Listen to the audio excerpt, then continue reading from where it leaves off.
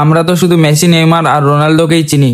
আপনি কি জানেন এমন কিছু ফুটবলার আছে যারা অল্প বয়সে না মারা গেলে তারাও মেসি, নেইমার, রোনালদো হতে পারতো?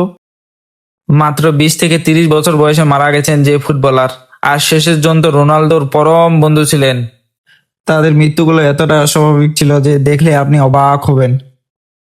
1 নাম্বার, ম্যাচ চলছিল, হঠাৎ লুটিয়ে পড়লেন একজন ফুটবলার। তারপরে নেমে এলো ফুটবল বিশ্বের এক শোকের ছায়া। রাফায়েল দেওয়ানে ছিলেন ঘানা জাতীয় দলের এক প্রতিভাবান স্ট্রাইকার। গোল করার ক্ষমতার মধ্যে দিয়ে বেশ পরিচিত ছিলেন ফুটবল বিশ্বে তিনি। 2023 সালে নভেম্বর মাসে আলবেনিয়া একটি লিগ ম্যাচ চলাকালীন সময়ে অজ্ঞান হয়ে পড়ে তিনি। ডক্টররা তাকে দ্রুত বাঁচানোর চেষ্টা করলেও তাকে আর বাঁচানো সম্ভব হয়নি। ফুটবল বিশ্ব হারালো আরেক তারকাকে। মাত্র 28 বছর বয়সে মারা যান তিনি হৃদরোগের জন্য। 2 নাম্বার, মার্ক ভিভিনফো। ম্যাচ চলাকালীন সময়ে হঠাৎ মাটিতে লুটে পড়েন এই ফুটবলার।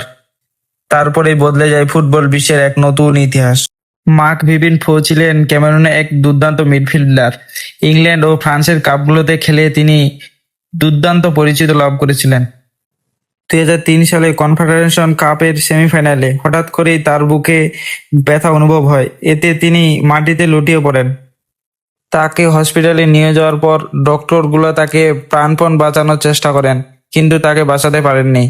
তাকে মৃত ঘোষণা করেন। ফুটবল বিশ্ব হারায় এক মহানায়ককে। 3 নাম্বার, একটি ভয়াবহ ভূমিকম্প কেড়ে নিয়েছিল ফুটবল বিশ্বর এক উজ্জ্বল তারকাকে। মাত্র 31 বছর বয়সেই নিভে যায় ক্রিস্টিয়ান আস্টু এর জীবন। ক্রিস্টিয়ান আস্টু ছিলেন ঘানার এক প্রতিভাবান উইঙ্গার। তিনি ইংল্যান্ডের নিউক্যাসল ইউনাইটেড ও বিভিন্ন ক্লাবের হয়ে খেলেছেন তিনি। তার গতি ও ড্রিবলিং এর জন্য মানুষের কাছে পরিচিত ছিলেন তিনি।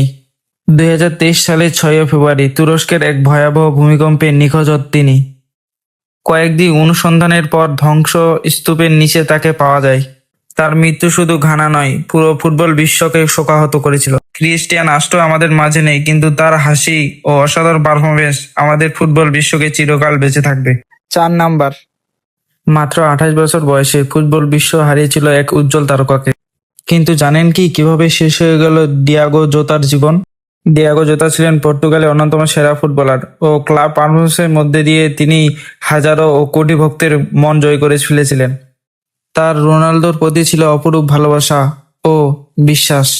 সে রোনালদোকে কোনোদিন হতাশ হতে দেয়নি। রোনালদো তার প্রতি ছিল অগাধ বিশ্বাস।